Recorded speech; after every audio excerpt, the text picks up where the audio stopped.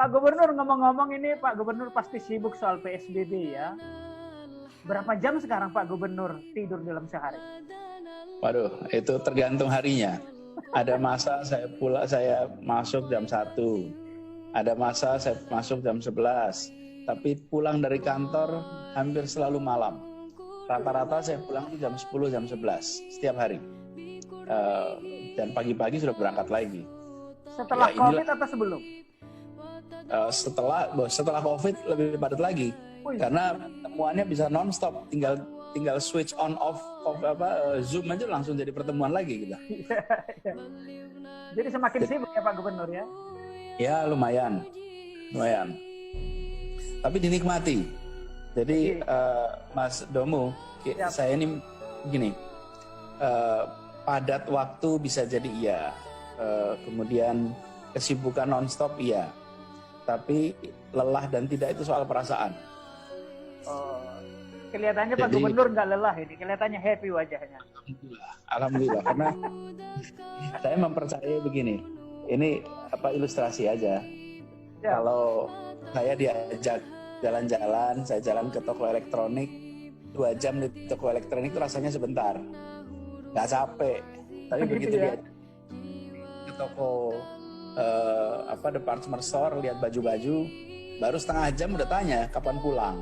Jadi sebetulnya sama-sama nyaman tempatnya, tapi kalau kita jalaninnya dengan hati, suka ya nggak kerasa capek. Alhamdulillah menjalani ini semua rasanya nggak terasa capek.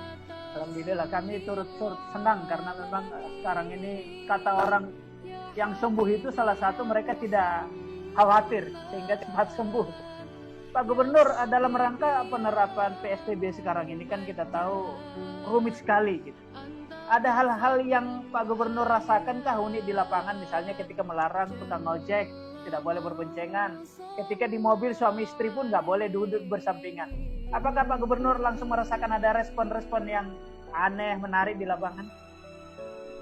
Oh, kalau celetukan banyak di sosial media. Saya rasa kita bisa shopping di sana tuh, celetukan banyak sekali. Tapi saya rasa ada satu suasana yang berbeda sekarang.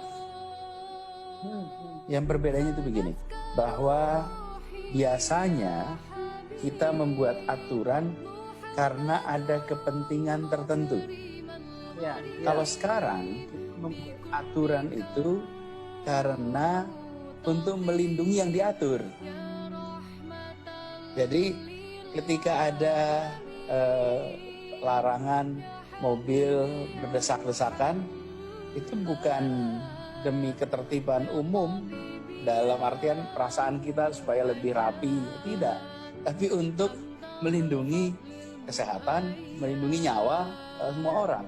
Jadi saya rasa ada sesuatu yang agak beda di situ. Dan itu yang dugaan saya membuat suasana menjadi jauh lebih enak untuk kita menyampaikan pesan, dan juga bagi mereka yang harus melaksanakan. Apakah langsung ditaati? Belum tentu. Apakah sebagian berkeluh kesah? Tentu saja ada. Tapi bagi kami pun yang menyampaikan pengumuman itu dengan pesan, ini untuk melindungi diri Anda, ini untuk melindungi keluarga Anda, ini untuk melindungi kita semua. Jadi rasanya secara moral pun lebih enak kita mengatakannya. Itu berbeda sekali kalau kita mengatur jumlah penumpang dalam mobil untuk mengurangi kemacetan. Kemudian di situ kan ada pertanyaan, siapa yang bikin macet, siapa yang dilarang naik mobil, kan gitu kira-kiranya. Tapi kalau ini, itu benar-benar saya sampaikan ini karena saya ingin Anda sehat. Saya sampaikan ini karena saya ingin Anda bisa menikmati hari tua bersama anak-anak. Gitu. Saya ingin karena supaya Anda tidak harus dirawat di rumah sakit. Itu kan enak, itu secara moral juga tidak ada beban.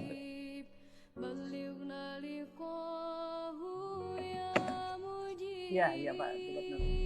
Pak Gubernur, ini kan PSBB sudah dilaksanakan 4 hari lah ya Pak Gubernur ya. Sejak Jumat ya. Uh, Secara kebijakan, hal apa yang menurut Pak Gubernur sudah tercapai nih Pak Gubernur? Begini, kita melakukan kebijakan PSBB ini dengan peraturan memang baru 4 hari. Tapi sesungguhnya PSBB di Jakarta itu sudah mulai pertengahan Maret. Tanggal 14 Maret kita sudah nutup tempat wisata. Car Free Day sudah ditiadakan. Sekolah sudah ditutup. Kegiatan ajar di rumah. Kemudian anjuran untuk kegiatan di rumah sudah. Tempat ibadat juga sudah. Jadi kita sesungguhnya di Jakarta ini kalau dihitung minggu, kemarin itu adalah hari Minggu kelima. Minggu pertamanya itu tanggal 15, 14-15 itulah minggu pertama kita. Hari Minggu pertama, kalau pekan itu ada 4 pekan jadi. Artinya kita melakukan ini lebih awal. Jadi Mas Domu dan teman-teman di redaksi Warta Kota, ini hanya akan bisa teman-teman nilai di kemudian hari, teman-teman. Ini tidak bisa dinilai sekarang, teman-teman. Jadi seperti hari ini kita melihat Wuhan bulan Januari. Kita melihat Vietnam bulan Januari, kita lihat Italia bulan Januari. Jadi kalau hari ini, this is history in the making. Kita ini sedang bikin sejarah. Tapi baru bisa diketahui dampaknya itu baru besok. Hari ini kita belum bisa. Kenapa? Karena kita belum punya, hari ini pun kita belum tahu berapa orang yang sesungguhnya positif COVID. Ya kan? Nanti minggu-minggu ke depan, bulan-bulan ke depan, teman-teman bisa lihat data.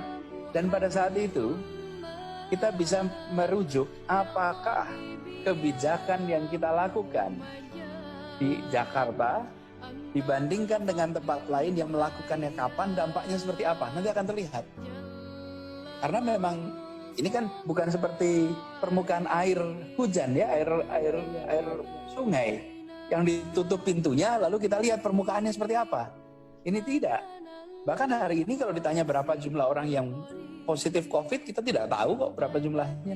Yang kita tahu orang yang sudah dites berapa yang hasilnya positif.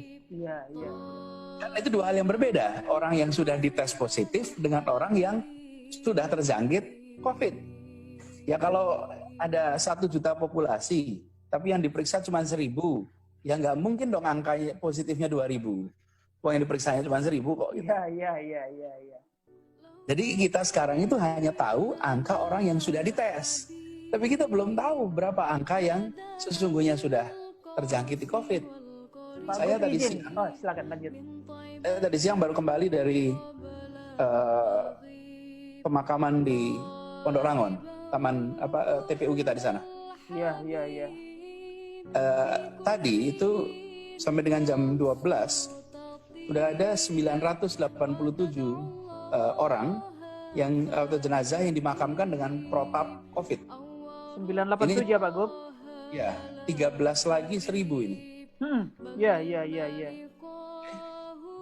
Nah, kita tidak bisa, dokter meminta atau rumah sakit meminta itu dilaksanakan dengan prosedur COVID. Artinya diagnosa mereka menduga itu, tapi kan belum ada hasil tesnya. Iya. Kalau belum ada hasil tesnya kan tidak bisa dong dikatakan hitam di atas putih. Betul. Sebagai COVID. Tapi kenyataannya itu sudah Nah nanti di kemudian hari kita akan bisa tahu berapa sesungguhnya yang hari ini terkena COVID. Tapi besok tuh, minggu-minggu depan, bulan depan.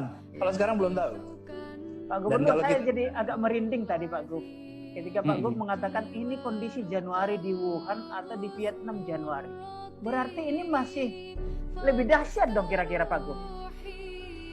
Bukan, maksud saya kita belum tahu. Oke. Yang satu hal yang pasti Mas, bahwa kita di Jakarta melakukan ini lebih awal. Oke. Baik. Sayangnya kita tidak bisa memaksakan dari sejak pertengahan Maret. Kita hanya bisa menganjurkan. Kalau sudah bisa memaksakan, sudah saya paksakan dari kemarin-kemarin.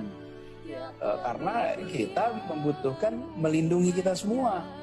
Ya. Memang ada beban ekonomi yang tidak kecil, teman-teman semua di sini, tidak kecil. Bayangkan saja bagi pedagang kaki lima, bagi usaha kecil yang terbiasa pendapatannya harian, itu ketika jumlah orang yang keluar rumah turun, maka pendapatan mereka itu drop luar biasa. Nah, ini komplikasi yang tidak sederhana. Karena itulah bagian kita membantu dengan kebutuhan pokok. Tapi nomor satu kita harus lindungi manusianya. Baik. Silakan, Aduh. Baik teman-teman, itu dari saya. Silakan Mas Beki, barangkali. Ya, saya. Siapa duluan? Selamat sore Pak Gubernur. Ya, Saya Mas Beki. Ya, pertanyaan saya begini, simpel aja. Satu, sebelum pemerintah mengumumkan ada 2 penderita COVID di Depok, DKI ini jauh-jauh hari sudah mengumumkan membentuk sebuah tim penanganan ini. Nah, ini apa yang menjadi reason dari Pak Gubernur tiba-tiba membentuk tim itu? Apakah Pak Gubernur sudah punya data itu bahwa ini ada loh ini, tapi kok semuanya diam? Itu ada Pak Gubernur.